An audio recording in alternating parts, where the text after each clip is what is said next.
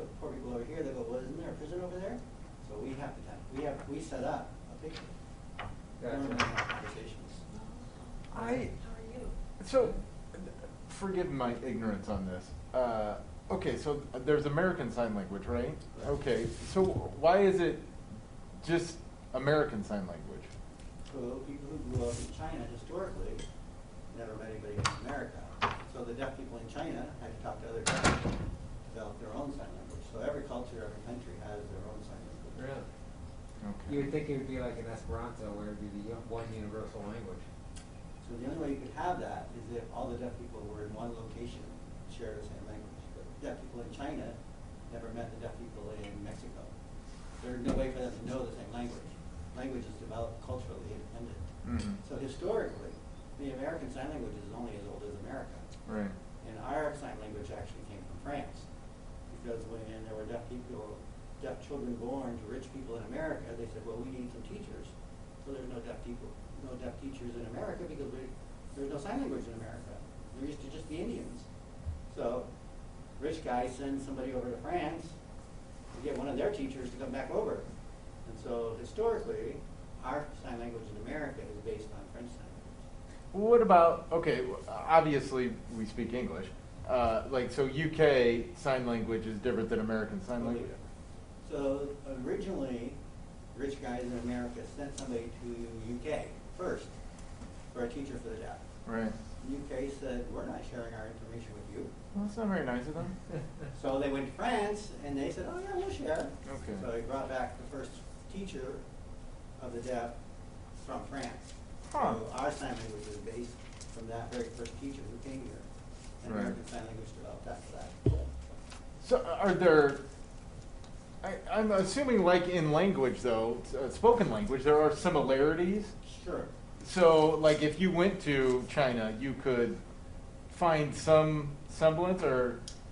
So in most countries in the world, this is affirmative and this is negation. So most sign languages in the world, you can do that. In India, this is yes. And all the deaf people are like, from America, are like, is they saying no? No, that's the Indian yes. Wow. So, I mean, there are some things that Yeah. would make more sense and some things not. So like, for example, this would be short and this would be tall in most languages. Yeah. But, so, there are things that are offensive in some languages and not offensive in other languages. So, this is the okay sign in America. Oh yeah, no. But if you do it this way, it means asshole. Yeah. Big difference in just what you do with it. Yeah. So, same thing in other languages, you know. Finger pointing is Well- right in some languages, not in others. All right. How many sign language speakers are there? You mean deaf people? I mean, people who can communicate via sign language, roughly, in the entire 327 million people in the country. How many can actually speak what you're doing? That's something a Google question. Gosh, I was curious. Yeah.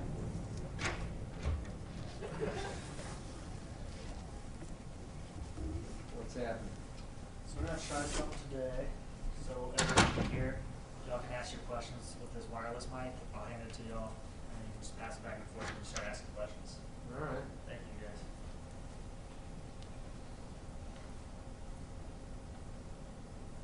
Just so everyone online can hear as well. Got it. What do you think, Eric? You want to put on gloves for that, or just leave them on? I mean, obviously we know. You could have a wipe in here. I'll put on my glove. You have your wipe, okay? Yeah, sounds good. Eric. No. Thanks.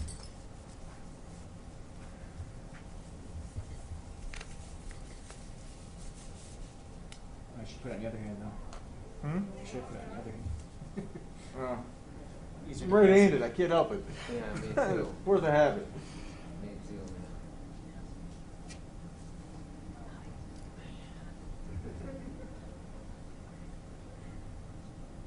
Well, you guys have been having any meetings lately? It's pretty wild. Yeah, it's good as bad because the rest of our work is all dried up. So all the schools are closed. So all the interpretive schools, all the doctor offices are closed. All of that work's closed. So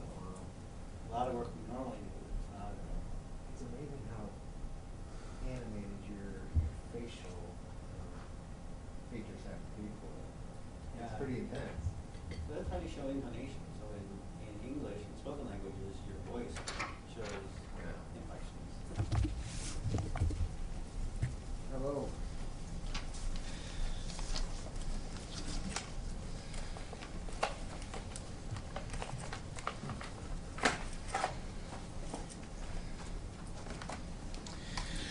Well, good afternoon, everyone, and thank you again for taking time out of your Saturday to join us. In addition to the Illinois Department of Public Health Director, Dr. Ngozi Ezike, today we're joined by 3 additional members of my cabinet: Department of Human Services Secretary Grace Ho, Department of Veterans Affairs Director Linda Chapa-Lavia, and Department of Children and Family Services Director Mark Smith. Along with my administration's commitment to maintain the critical services that our residents need during this crisis, we're also responsible for protecting the health and safety of the state employees who deliver those services.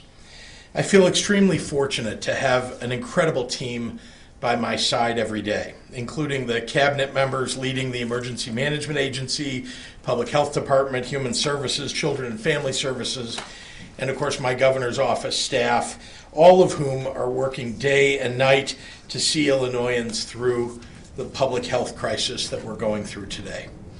I just want everyone to know that when we talk about essential workers, that includes the many, many public servants who are among those saving lives and making life a little bit easier for all Illinoisans. As I announced a few weeks back, just like many businesses, our state agencies have directed many of their employees to work from home. In addition to Dr. Ezike, the 3 individuals behind me today, Secretary Ho, Director Smith, and Director Chapa-Lavia, lead 3 of the agencies that provide critical services that our workers can't do from their homes. I've asked the 3 of them to join today's daily update so that you can hear directly from agency leadership about how they are managing to provide those services in the midst of the COVID-19 pandemic. For those who are less familiar with the workings of state government, there are frontline workers at these agencies who spend their days and nights caring for our most vulnerable Illinoisans, even in normal times. Those responsibilities don't go away during a global pandemic, and in fact, they become even more critical. At the Department of Human Services, for example, state workers at our mental health hospitals and centers for people with disabilities, developmental disabilities, continue to serve adults and young people in their care. At Children and Family Services, our investigators are protecting our children and families by responding to reports of alleged abuse and neglect that continue to be reported on our hotline. And for Veterans Affairs, our teams at our veterans' homes are ensuring that our state's military heroes receive the care that they deserve. I want to express my gratitude to these state workers who have made public service their life's work. They're still doing their jobs every day, spending hours away from their own families to care for some of our most vulnerable residents. They too are heroes. In just a moment, I'll have each of our directors talk more specifically about their department's COVID-19 responses, but here's what I can assure you across the board. Early action in all of our agencies helped to shape existing emergency plans specifically to the needs of our COVID-19 response.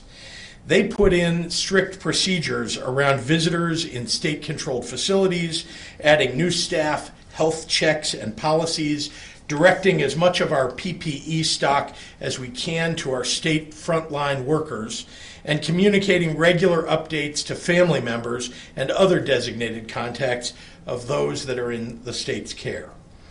All of our actions have centered around a singular focus: protecting our most vulnerable residents and doing everything possible for their health and their wellness. Additionally, in agencies like the Department of Human Services and the Department of Veterans Affairs that have had to close many of their local offices that residents visit for services, we've enhanced our online and phone options to ensure a continuity of service.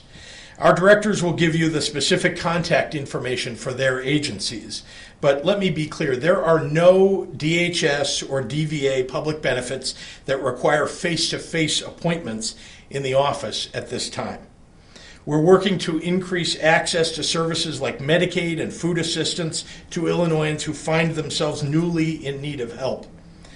This is a really, really hard time, financially and emotionally, for adults and children alike, and overall for too many people all across our state.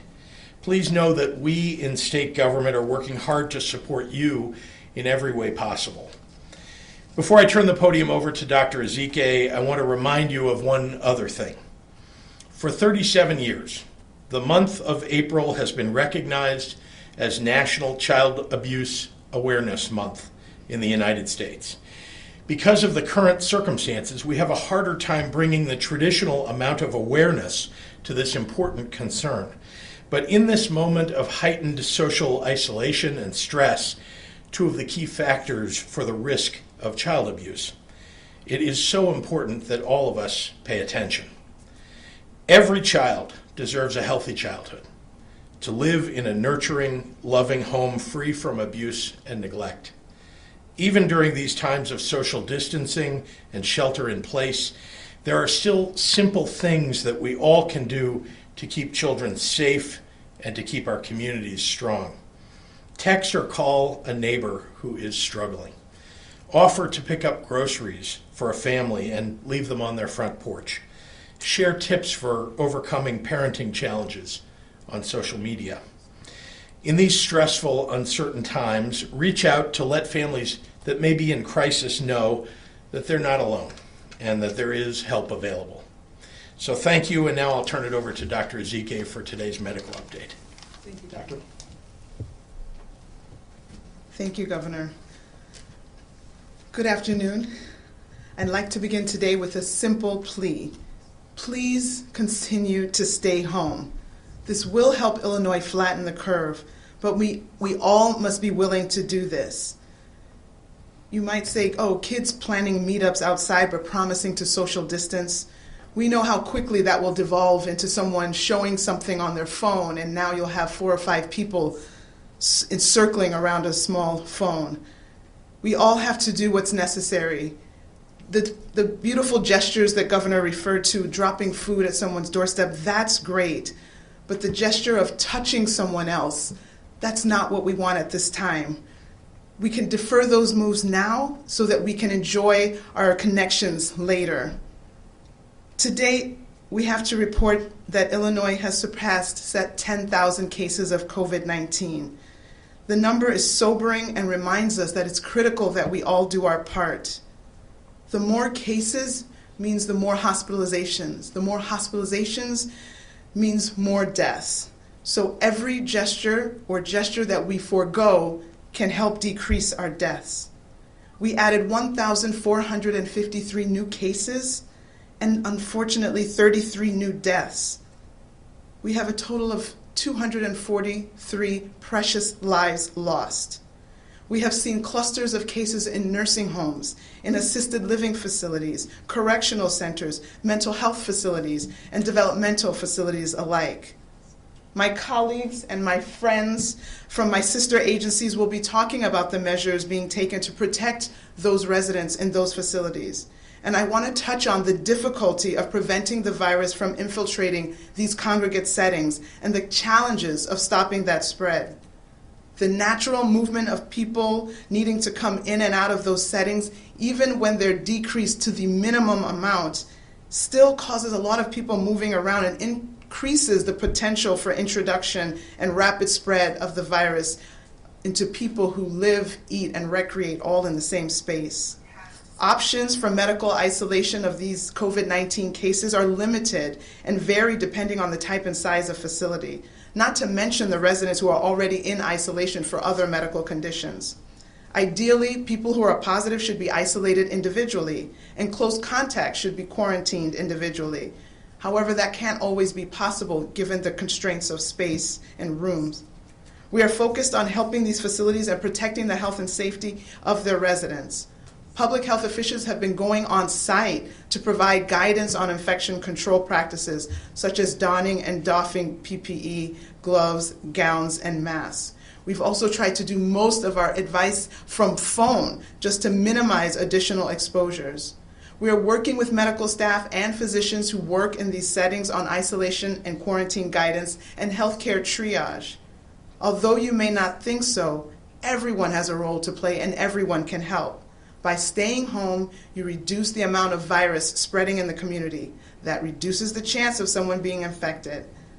And that person may then go into a facility and have the unforeseen consequence of infecting a very vulnerable population. So let's all do what we can to prevent that possibility. Stay home, and let's be all in for Illinois and do our part to end this pandemic. And now a brief summary in Spanish. Buenas tardes, me gustaría comenzar hoy con una simple petición. Por favor, si puedes, quédense en casa. Esto ayudará a Illinois a aplanar la curva, pero todos debemos estar dispuestos a hacerlo. Hoy, IDPH informa que el Estado ha pasado 10,000 casos de COVID-19 aquí en Illinois. Este número nos hace pensar y nos recuerda que todos debemos hacer nuestra parte. Desde ayer hay 1,453 nuevos casos de COVID-19, incluyendo 33 muertes. Tenemos un total de 10,357 casos y 243 muertes en Illinois. Hemos visto casos en todas partes, en asilos de ancianos y también en los centros correccionales. Los colegas de mis agencias hermanas hablarán sobre las medidas que están tomando para proteger los residentes. Quiero decir que es difícil para el virus que entra en estos lugares. El movimiento natural de las personas que necesitan entrar y salir de estos lugares aumenta el potencial de introducción y transmisión del virus. Idealmente, las personas positivas deben aislarse individualmente. Sin embargo, esto no es posible de hacer todo el tiempo. Estamos enfocados en ayudar a estos lugares y proteger la salud y la seguridad de sus residentes. Las oficiales de salud pública están ayudando sobre prácticas de control de infecciones. Aunque no lo crean, todos pueden ayudar en estas situaciones. Quédese en casa, reduce la cantidad de virus que se transmita en la comunidad. Por favor, si hacemos nuestra parte poner fin a esta pandemia, todos vamos a salir adelante. And with that, I will turn it over to Director Chapel-Lavia of the Department of Veterans Affairs. Thank you, Dr. Gazi, my friend, my sister, my hermana. You don't know how important it is that the Spanish language people get to hear your voice every day. We hold you in our prayers. Governor Pritzker as well, thank you so much, and good afternoon, everyone. The health and safety of our military veterans and those devoted staff who care for them is and always will be the top priority of the Department of Veterans Affairs under this administration. On March 11th, each of our veteran homes were directed to restrict all visitation to non-essential personnel. Our residents have been encouraged to stay in their units and minimize movement within their facility and are staggering mealtime whenever possible. All employees and essential vendors are subject to pre-shift health screening to include temperature checks twice daily. We are contacting all resources and stocking up on and reviewing protective equipment inventories, and everyone remains highly vigilant for any signs or symptoms of COVID-19. Thanks to the tireless efforts of Team IDVA, I love you all, we are grateful to have no known cases to date at our long-term care facilities. We are responding to a single positive case in an employee at our Prince home at Mantino, which is a standalone building on the Mantino property that provides housing and supportive services for our homeless veterans. The employee is home recovering. Our prayers are with them and their family. The home is following recommendations from local health officials with implementation assistance from the Department of Public Health to continue protecting everyone there. Our facilities are prepared for COVID-19 and if cases do occur. We will work with the guidance from the Illinois Department of Veterans Affairs, our local health officials, to isolate, hospitalize residents as appropriate and protect other residents and our staff from transmittal. As we move forward, we are encouraging everyone to video chat, call, and write to their loved ones at our homes. We encourage you to visit our Facebook page at Illinois Department of Veterans Affairs and leave a comment or a message not only for our veterans, especially those that do not have family, but for our nurses, for our VNACs, for our kitchen help, for our household help. Everyone is important and everybody should be acknowledged. In addition to our homes, we have service officers to assist veterans who need help navigating the system of the federal and state benefits available to them and their families. Our physical offices have been closed, but our department remains dedicated to serving the needs of our families and our veterans. Any veteran can find their local service officer's email or phone number or fill out a web form to be contacted at our website. That's veterans.illinois.gov. Once again, that's veterans.illinois.gov. Our veteran heroes and the devoted staff who care for them are strong and resilient. They know how to work hard and push through. With everybody working together safely and the support of our wonderful communities in Anna, Quincy, LaSalle, Mantino, in this administration, in this state of Illinois, we know we can get through this together. Thank you for being all in Illinois. I am proud to be not only on IDVA team, and I love you all, but also Team Illinois. With that being said, I'd like to welcome my brother, Director Mark Smith from the Department of Family, Children and Family Services to the podium. Thank you.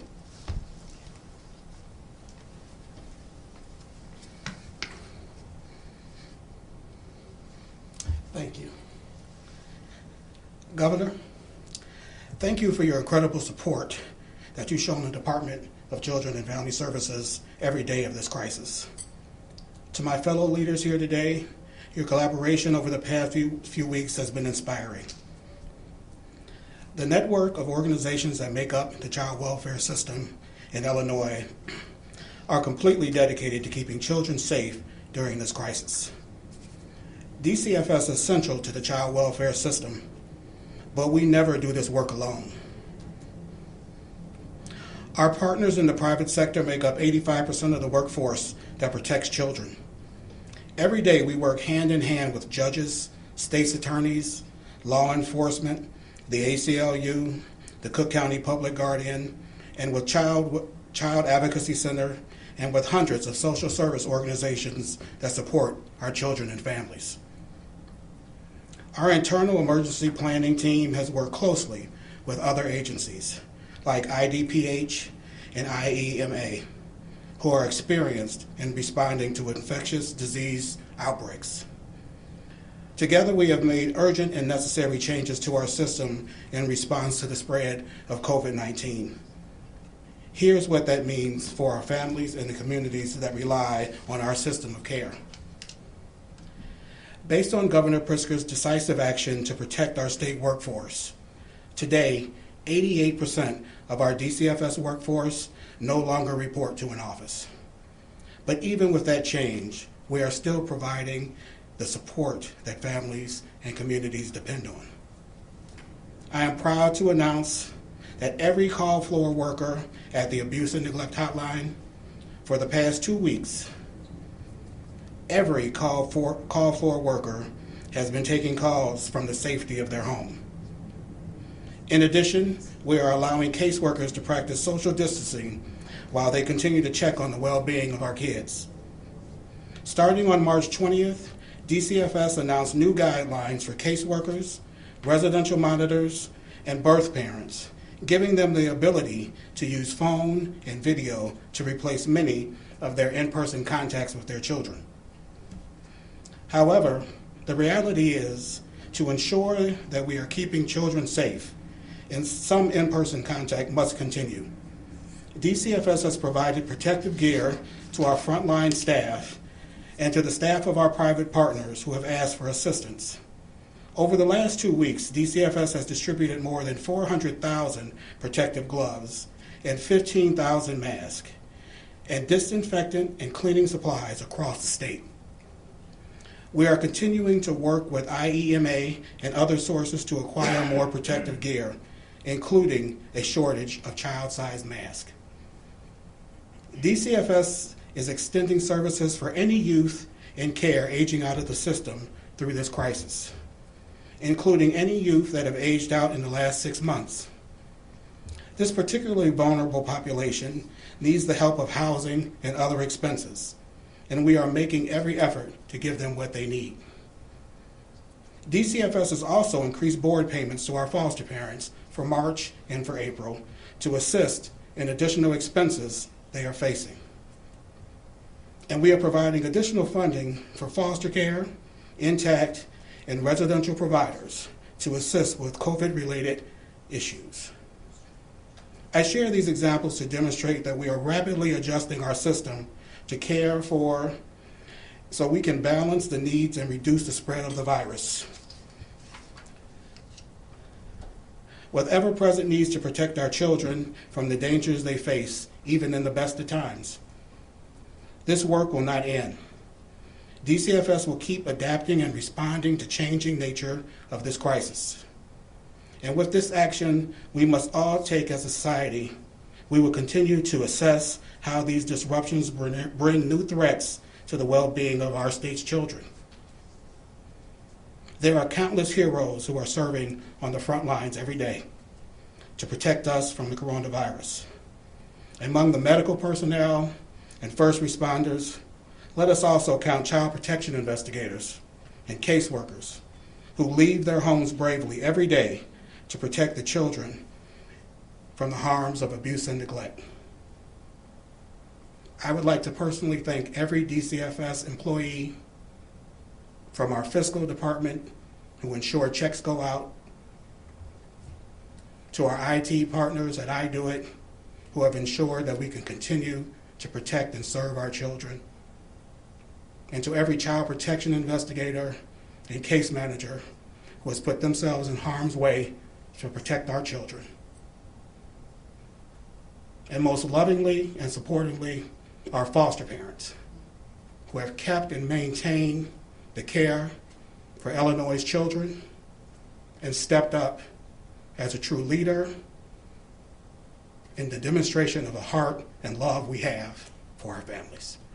Thank you. I'd like to welcome Secretary Hull to the podium.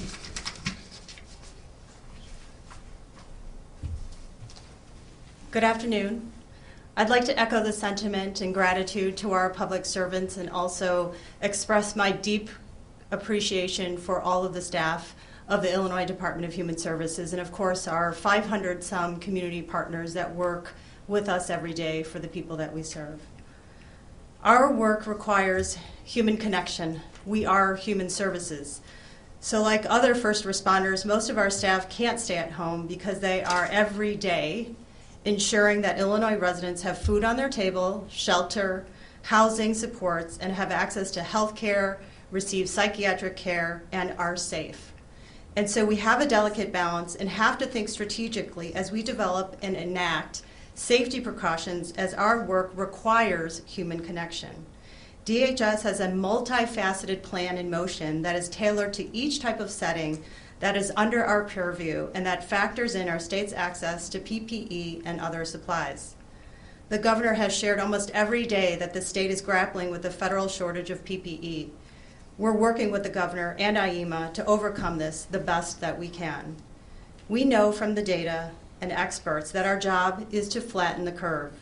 We know that our DHS population of patients and residents may be affected by COVID-19 more than the general population because of their underlying medical conditions. We are taking every precaution to ensure that we anticipate and care for those individuals in our system who may become very ill. Nevertheless, we know that these cases are agonizing for families and for our staff, and we will continue to be as responsive and transparent as possible for everyone involved.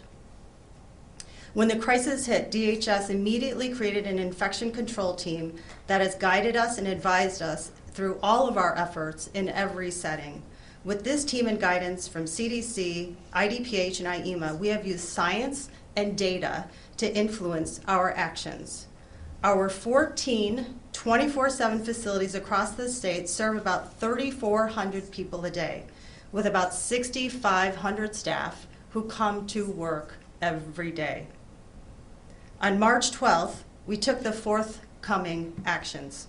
We initiated health screenings, including temperature checks for all staff at every shift change and sending staff home for fever or any other COVID-related symptoms. We halted non-essential visits to our facilities. All group activities or community off-campus outings were canceled.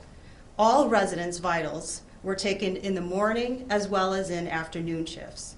Continual training of staff regarding sanitation and hand washing has been ongoing. We've provided PPE following the guidance from IDPH and the Centers for Disease Control and Prevention.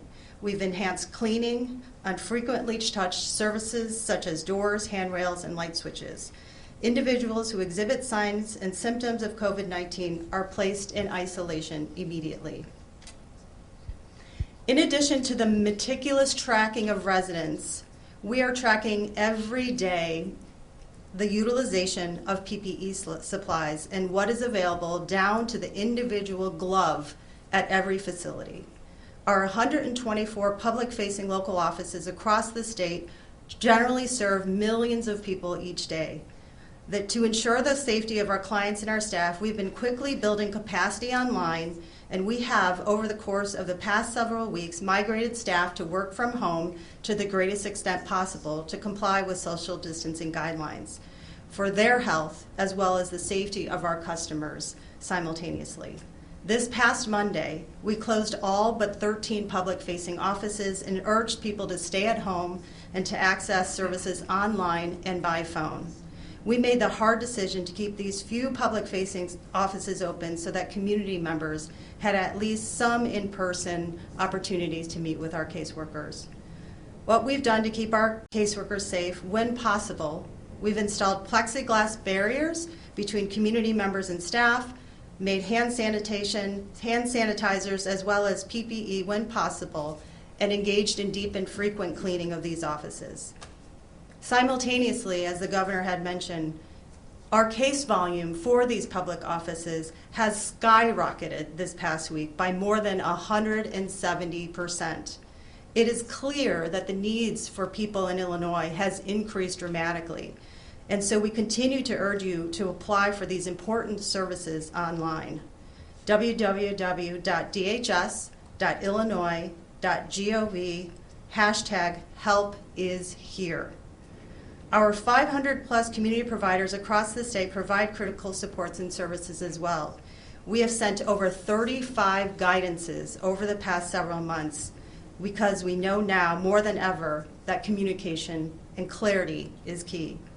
We've increased flexibility in funding and programming and are enabling our community providers to tailor their services for the areas of their greatest need. So in closing, I want to reiterate the following.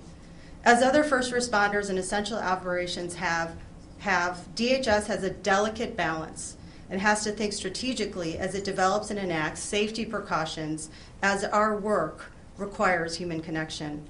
We have a multifaceted data and science-informed plan in motion that is tailored to each type of setting that is under our purview and that factors in our state's access to PPE and our other supplies. And we try to do all of this, as we do every day, with compassion and care. Thank you very much. Governor? Thank you. Happy to take any questions from members of the media in the room and those online. Good afternoon. Good afternoon. Thank you. My name is Eric Wrong. I'm with WGNTV. I have a number of questions from a number of colleagues as well. Great. The first one that I want to ask is from Tia from Fox 32. It's actually for the doctor. There are reports saying that this virus impacts African Americans more. Are we seeing that in the state of Illinois? If so, why is that? Right. So we are still early in this disease, but we have, some information in terms of the people that it has been affected. We'll continue to follow it, but if that were to bear out, I think as we put on our health equity lens, we already know before COVID was ever established that the health outcomes for various communities are already different, and those were already things that the Illinois Department of Health and all of our local health departments have been very keyed in on how to narrow those disparities. So if you know that those disparities exist in terms of health outcomes, you can imagine that overlaying a new disease is only going to exacerbate whatever inequities already exist. So the departments of health at the local, state level will continue to try to address these disparities, but as I'm saying, it's early, we're still looking at our data, but if that were to bear out, we would not be entirely surprised because we know what the existing baseline is. Doctor, while you're at the podium, I have a question for you myself. The tests that are either in the works or could be coming out here very soon that could tell if somebody had the virus, how big of a game changer would that be? Yeah, and when could we expect them? Yes. So those tests are ramping up. They're in limited production now, but they're going to grow. So that is something that we're all looking forward to. We know how important, how hard the governor has been working to help us to get more testing. And so I think even through his personal connections, he's helping us to get that going faster. So absolutely, if we know people who have already been exposed, there's an assumption that there's an immunity that comes after being exposed. That's what this test would be looking for. So that would actually help us to figure out how many people are still susceptible in our community, because we're thinking that the people who have already experienced the disease, whether symptomatically or not, are now out of the denominator of people who are still susceptible. And so that tells us how many people are still left to be infected and help project where that would be going from then on. May I just add to that? This is you said, is it a game changer? First of all, they have the ability to do this test today. It's not in mass form, so we can't do it as many of those as even we can the COVID-19 test today. But it will be. It will be readily available. And why is it so important? Because as the doctor said, if we know that a certain number of people are immune, and we know that population is increasing because more people are getting COVID-19 and vast majority are recovering from COVID-19, so they develop the antibodies. Well, those people, in theory, are free of the virus and can't get it again, and therefore, when you start to think about how you reopen everything, having herd immunity, we're a long way from that, but knowing that in some community, perhaps you've got a large number of people that already had it and recovered, would be a very important thing for beginning to put life back to some semblance of normalcy. Do we have any sort of timeline on when they might be available to the masses? It's getting there. I don't know. Nobody's told me, that, 4 weeks from now we'll be able to do this in mass form. But suffice to say, I think as one of the glimmers of hope here is that we'll be able to know if you've had it, because there are many people. This may sound strange to people. There are many people that have never been tested. They got it. They had some symptoms, but they weren't drastic symptoms. and they recovered. I don't know what the numbers of those are, but that is at least what many of the scientists say now. And so the result is, you may already have had it, but again, I don't believe that it is a very large percentage. It's just that we would like to know, you would like to know, indeed, if you already had it and therefore were immune from it. And so I think we should work on that. But right now, what is most important is the testing on the front end. If you haven't had it and yet, and we can test you and tell you if you have it now, that's very important for the kind of care that you would get now so that you can more easily recover. And Governor, this one is from Laura from ABC 7. Can you please ask the governor about PPE supplies sent from the federal government? A White House Deputy Director of Media Affairs tells us Illinois has received more than 500,000 N95 masks, as well as other types of masks, face shields, other equipment, and 300 ventilators, as well as 1 million MREs for first responders. Is this equipment in use in Illinois, and where do we stand on supplies? Well, I can't go through every single one of those items of PPE, but let me give you an example of something you just read off. 500,000 N95 masks. Listen, we'll take everything we can get. So 500,000 is, I'm thankful for 500,000. The reality is that we've put in a request for 7 million. We need millions more than that, in fact. Because remember, our first responders, our healthcare workers, they're using them in the hospitals and sometimes reusing them for a couple of days even. But eventually they do need to discard them. And you need another one. And so we're going through PPE as a result of the need to replace these things. They're not permanent. And so 500,000 is not nearly what we asked the federal government for. It's not nearly what we need. Indeed, we have on order millions and millions of N95 masks, and we're going to continue to have to do that because the federal government fell down on the job. And there were some reports, just to follow up on that, there were some reports in the reporting in the New York Times today about some of the masks that have been sent out to different states is unusable. Is everything that we've gotten from here in Illinois from the federal government, has it been able to be used? Well, we became aware of ventilators that were sent to California. You may have heard this. And there was a celebration by the White House and, of course, by people in California that there were hundreds of ventilators sent to California. By the way, they need thousands, and so do we. But they received hundreds. It turns out many of them didn't work.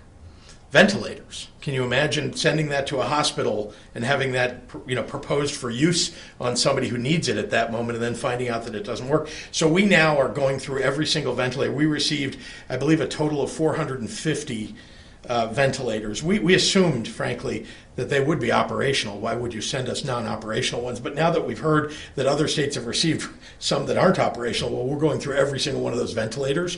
The 500,000 N95 masks, and I think that's about the right number. I would have said 450, but 500,000 sounds about right. We check those. We spot check them. You can't really check every mask, but we open the boxes and we typically will take some sample out of a box and just make sure that mask itself works, and that way we know at least those are good, and then we can move on. Okay, this one is from Lexi from NBC5. Can you have the governor elaborate? Is wearing some sort of face covering a recommendation or a requirement? When should people wear them? In the grocery store or also out on a walk or run? It's a great question. So there's not a definitive answer to this, and I said this yesterday. I believe, and if you've been in a grocery store lately at any time other than at 3 in the morning, you're running into a fair number of people. There's no reason to take any risks. And by wearing a mask when you go to the grocery store, for example, you're really protecting all the other people that are there as much as you're protecting yourself. In fact, more so. You're protecting other people from your droplets, and they're protecting you from their droplets by wearing a mask. So the question is it required? No, it is not currently required. It is a recommendation from me based upon what I have seen from the experts and scientists that have written about this. Now we've seen the CDC recommend this. So I believe it's a good idea when you go outside. If you're in an area where you're not going to run into crowds of people, it is perfectly fine to walk around and just breathe the air without having to wear a mask. But if you're going into an area, stopping in a at a gas station, at a pharmacy, at a grocery store, or heading to one, it's a good idea, in my opinion, to wear one. Okay, I have three more from my colleagues here. This one is from Marissa, from your colleague, actually, BBM. In the wake of Well, then why are you here if you're asking questions? I'm just kidding. In the wake of 2 Walmart employee deaths out of Evergreen Park and other confirmed positives from stores in Chicago, are there contingency plans in place to both, 1, further protect these employees, and 2, also prepare for a scenario where staffing at these stores may be an issue due to sick calls? Well, we are encouraging certainly the essential workforce and the essential businesses that are open to all take care of themselves. The businesses themselves, they know that their workers are vital. Many of the businesses, in fact, have increased the pay to the people who are coming to work because they know that how vital these folks are. They want to give them an additional incentive. And I would suggest, as I have, that people wear masks in any circumstance in which they're going to be coming in contact with the public on a regular basis, so that they don't get it, and again, that they're not giving it to anybody that they come in contact with. Okay, this is from Ryan Burrow from WGN Radio, who is my colleague. We keep getting calls in the newsroom, complaints from people about conditions at senior living facilities and a lack of social distancing or protective gear at places of work like factories and postal facilities. Where do you recommend people call, or what should they do if they feel like orders aren't being followed and proper precautions aren't being taken?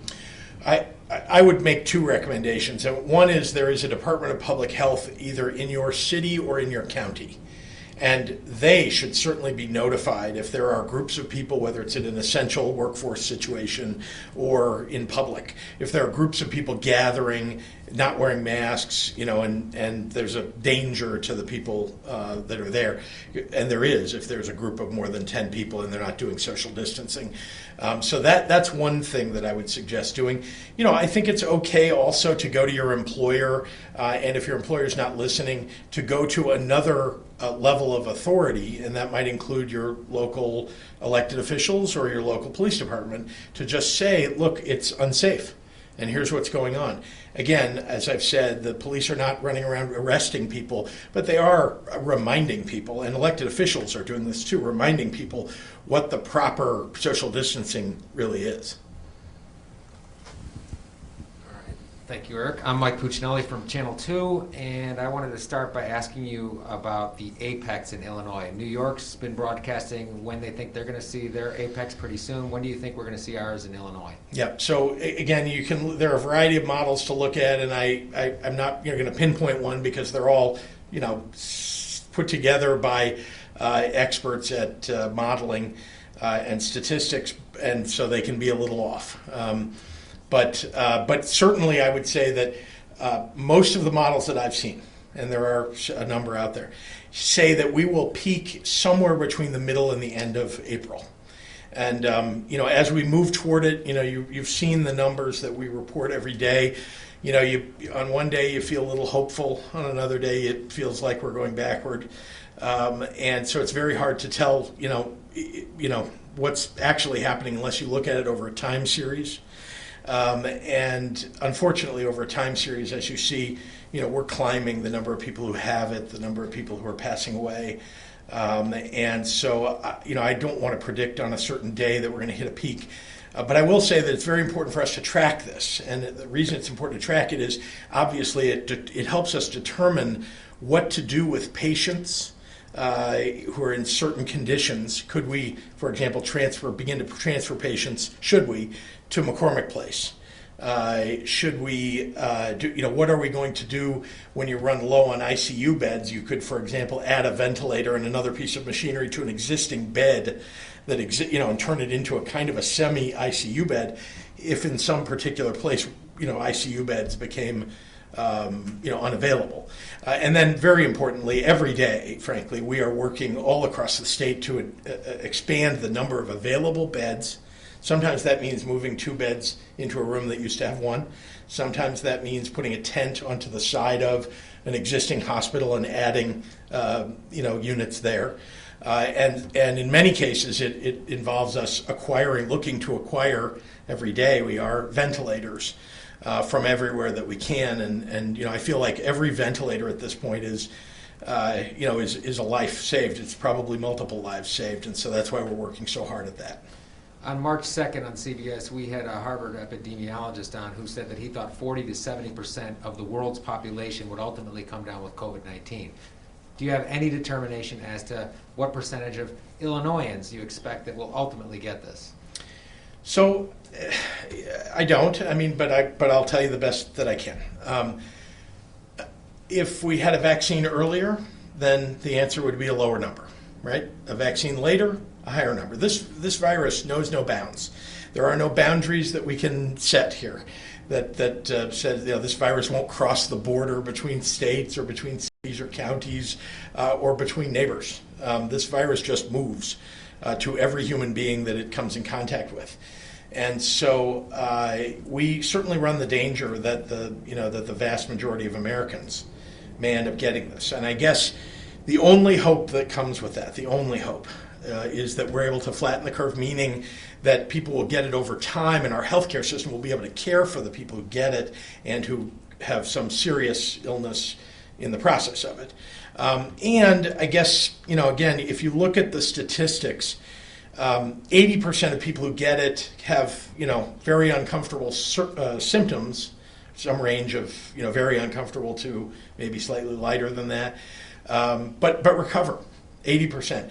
And then about 19%, and I'm sure that the doctor will correct me if I'm a little wrong, but I think I'm about right, about 19% have some range of something more serious that requires hospitalization for some period of days. And then a smaller percentage require an ICU bed, a ventilator, et cetera. 0.7 to 0.9%, it appears, who get it pass away. And again, if we have a treatment, this is very important. If you have to get a therapy or a treatment that gets approved, and there are a number that are being tested out in the world today, here in the United States and across the world, that some of which look more effective than others. If it gets approved, right, and that treatment is able to save lives, that's a game changer. And that would be before you ever see a vaccine. And it's not a game changer in terms of changing the number of people who will get it, but it's a game changer in terms of the number of people who will get sicker, end up in the hospital, end up in an ICU bed, or end up on a ventilator. We'll do one more from the room, and then we got some online. Are you frustrated that there are some states out there that still haven't gone with the stay-at-home orders? I'm frustrated for the people who live in those states. I'm frustrated for us, too. If you look at some of our border states who just went to stay-at-home or haven't even gone to stay-at-home yet. Iowa.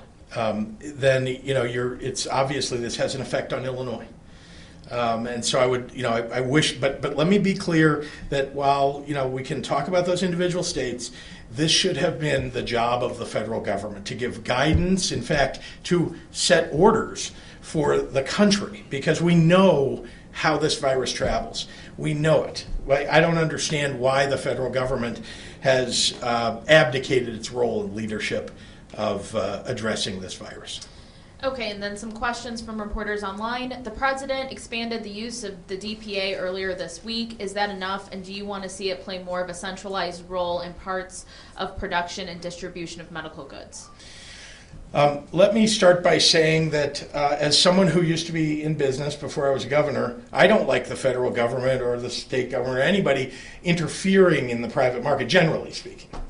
But in a national emergency, for God's sakes, the Defense Production Act is exactly designed for these kinds of circumstances. We are at war. It is a different kind of a war than we've ever had before against a virus, but we are at war. And we have the ability to produce PPE in this country and distribute it so that we have enough of it in every state as we need it. And we had the ability to produce enough ventilators so that we could reach at peak everybody that would need a ventilator in this country. But again, the White House failed to use the Defense Production Act to do this, to help us across the country. The White House. I can't invoke the Defense Production Act. They've only invoked it for a couple of individual circumstances, right? And it took them forever. When did they do it with regard to 3M and it's just the other day, right? And then just 3 days before that, it was General Motors on ventilators. Well, guess what? If you ask General Motors, when are the first ventilators coming out? May? Well, most states, if you look at all the models, most states are going to peak, many anyway, are going to peak in April. And they could have started this in February, and we would have been fine. But we're not, and it's very upsetting. How many additional field hospitals do you expect to get up and running in the next 2 weeks? How many beds total will those additional field hospitals have? So these are the additional facilities that we've created. They're not really hospitals exactly, but but they are meant for people who are either convalescing, coming out of a hospital, or in some cases it'll be for people who don't have COVID-19 and have some other ailment, and they'll be again convalescing, coming out of a hospital, but still in need of medical care.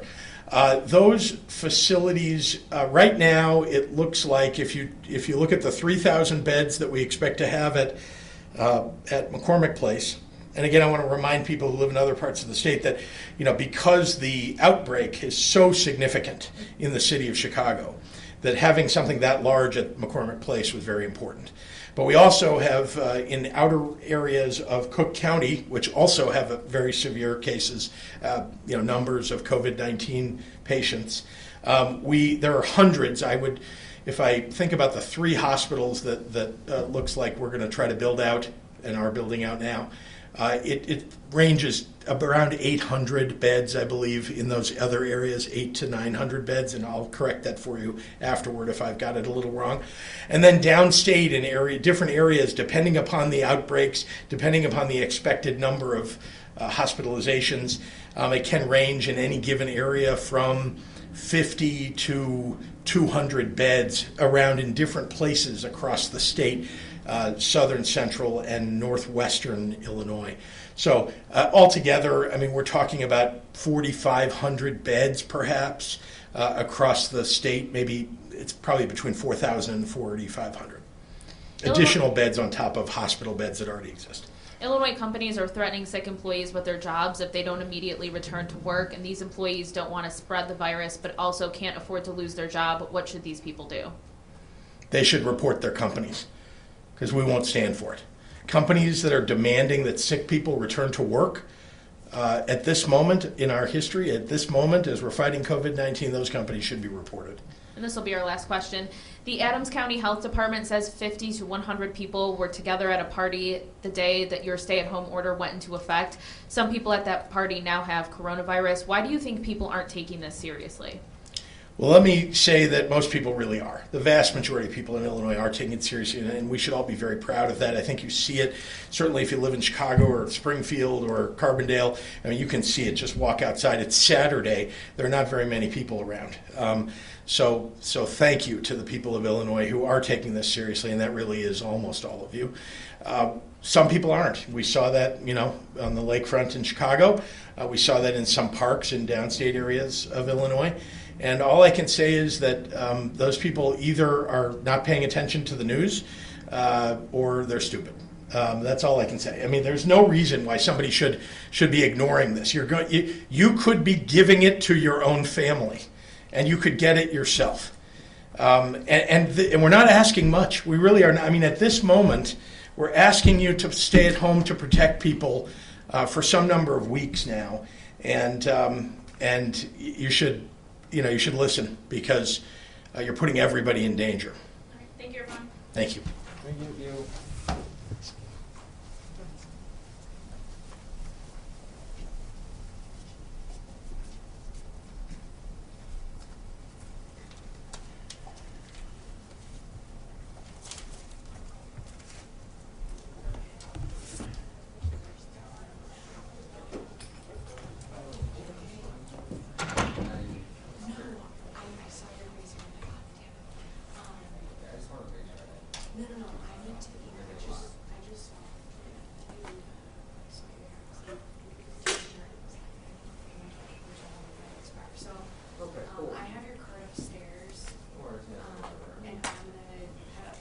Hey, we're done with the questions from the car now. Sorry, the McCormick place and stuff up. Alright, see ya. Yep. No, you're good. It's all good.